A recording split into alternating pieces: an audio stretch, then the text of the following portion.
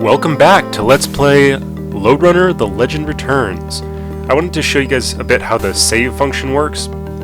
There really isn't one. However, there is a workaround. See these little carrots up here at the single player and two player areas respectively. If you click on that, you get a visual representation of these levels just in black and white, showing all the pieces of gold, where Jake starts out and everything. And you can scan through to get to where you left off, and we left off on level 14. There we go. The one downside to this, however, is that you cannot take your lives with you. You get a life for every... I can't get to it. You get a life for every level that you pass in succession. However, if you jump to a level, you start it with 5 lives. Regardless of where you start, you always start with 5 lives.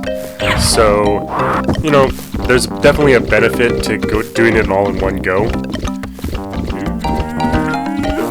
Oh, that was way too close. So there's definitely a benefit to doing it all in one go. However, if you need to take a break and start over, it's not too bad. 5 lives should be sufficient. This level in particular is pretty arduous. I wouldn't say it's too difficult unless you stumble up on yourself and just lock yourself into some land. But you do have to go back and forth quite a bit. This other part right here, you see they have these 3 levels. This third one that you get to, you can only access by going through the second, so it takes a bit of planning. So let's see. I think what we'll do is do the other side first, and then bring him over as far as we can and see if we can't get both of those other coins in one go. So, get this one, get him as close as possible, and then run. I don't know if that'll be enough, but hoping that it is.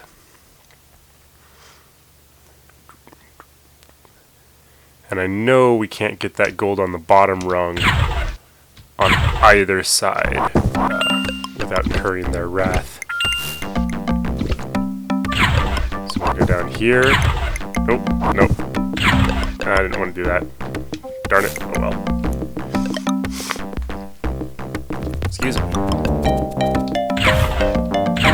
Blast through here. Go down here. This one first. Yeah, that's how we do it. Yeah, I definitely can't get to that gold, but I'll... Darn it, picked it up. It's gonna take a... Oh, maybe not. Still don't think we'll be able to get that gold before he gets to it, though. I think all of the levels have their own quirks, have different strategies to get through them, of course, but I think this one's probably my least favorite, just because of the amount of backtracking that's necessary in order to get everything. I mean, it's kind of interesting in its own aspect, but certainly not something that I'd want to replay over and over again. Yeah, we're not going to be able to get to that gold, so we'll just tempt him all the way over. Oh, drop it. Drop it. Darn it, so that means we're going to have to go through all of that goo. Darn. Well, we'll see. Yeah. There's really nothing else for it. Don't know if we're going to be able to get this one, but we'll try. We'll give it an honest try. Run, Jake, run! Run! Oh yeah, we got this. No problem. And there we go.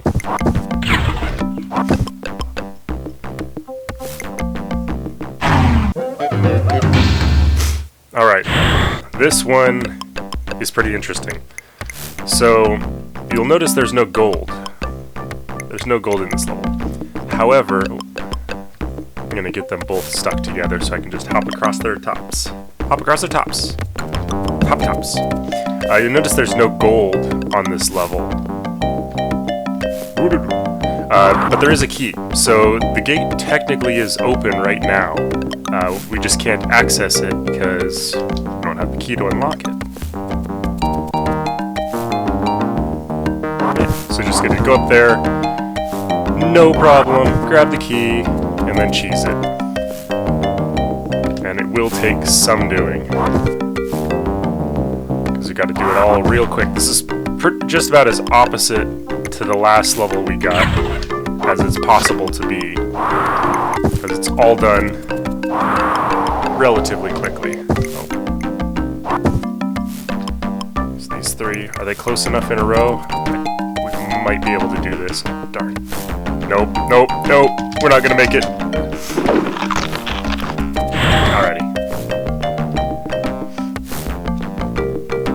So there's some of this that really can't predict, because there is a level of random movement, random choices that the monks make in terms of whether they'll jump off of the ledge there and chase after you one way, or try and track you down the other.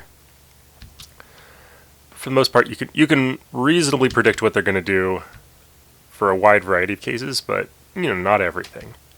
Oh, come on. Oh, this is not good. Okay. Go back to the other ladder. We don't want you here. That might chase me all the way up. Okay. And that guy moves just barely enough to make it a little bit stressful. So I think what I'm going to do, see where these guys end up. Oh, they're not going to come at me at all. Let's see. Oh, there's a way to do it. They can't climb up out of that ledge, so we'll just hop down here. No problem. And that's the best way I've done that level is just let them mull up there. Here we go.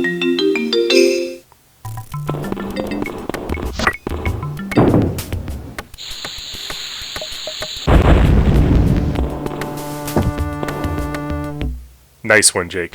There's a little cutscene there. Shows how these small bombs work. You can see that we can collect 4 of them. And they make a little explosion. They blow up the same types of blocks that you could do with your blaster, just able to access more of them than you would just shooting left and right. It is very possible and very likely to blow yourself up with these bombs, so you just need to be careful. I think they go out to a 2-block radius around where you set the bomb. So it's definitely an interesting mechanic, and as you saw in the cutscene there, you can blow up monks with them. If you're really clever with them, you can get 3 at a time, I think is the most I've seen, if they're all in a row. Another interesting feature, as you'll see up here, which the game does an excellent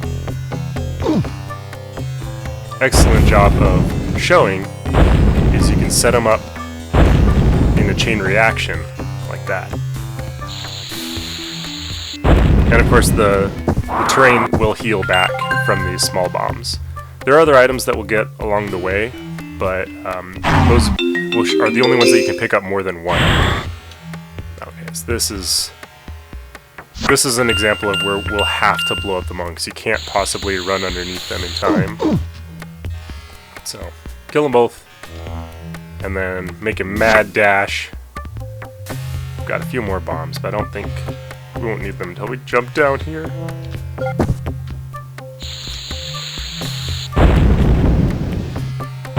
There's an example of where you don't necessarily want a chain reaction. We'll leave a couple for him.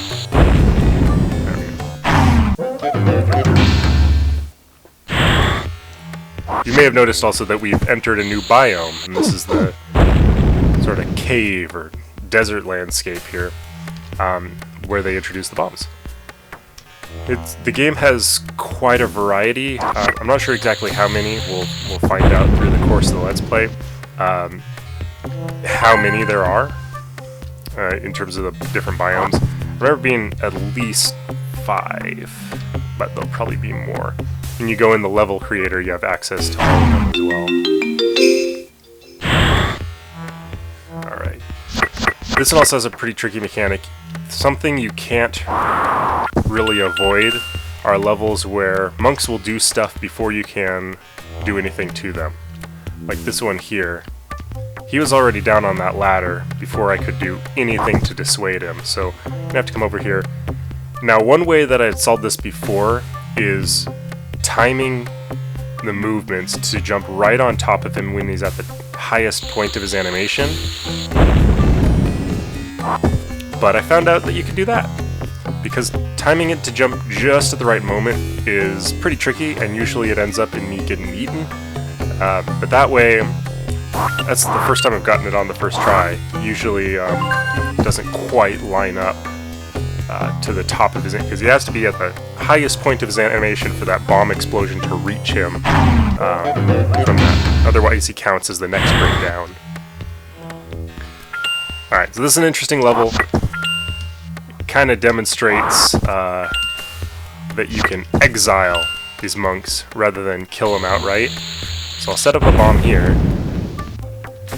blast him into a hole, and then when I come over here real quick and go up the ladder, his intelligence, his AI, will tell him to climb the nearest ladder, so I can put him over there and not have to deal with him again, hopefully. As long as the gate doesn't pop up on that side of the screen, which I would not put past this game to do. So, we'll do the same thing here, but in reverse. Drop him in the hole, go over here, go down the ladder. When it heals up, we're good to go. This next section here doesn't have any monks in it, so no problems there. And only one guy to deal with. So. And I think what I'll do, since I don't have any way to blast him through the hole here, I'm gonna go all the way down and wait for him. Because I don't want to be stuck on a situation with a monk on my hands and nowhere to put him. There we go. Climb the ladder. And he's stuck too. And I'm thinking the gate's going to open up on this side. I hope. Because otherwise we'll have to do that thing in reverse. Same thing in reverse, and that'll be a way to blast through. Alright. I think this will be our last level for this this stage. this video, but we'll see. Got this one pretty efficiently last time. Let's see if I can get them both. Yeah. This is an example of the game having multiple spawn points for the different monks. So, let's see. I don't think I can... Oh, I might be able to get them both. Nice. It looks like they're exactly equidistant from each other there.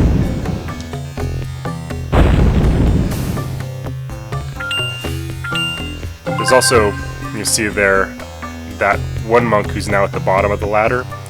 He was always responding to the same spot until I was pretty close to that same spot. I think the game is pretty forgiving in that aspect, where it'll redirect revived monks to maybe not something that's directly on top of you. God, would be kind of cheap, but you know, we'll see. This is it's a puzzle game. It's not meant to be just murder Jake game. That's a different one. Alright. Well, we'll cut it off there for this part, and I'll see you in the next episode. Thanks for watching.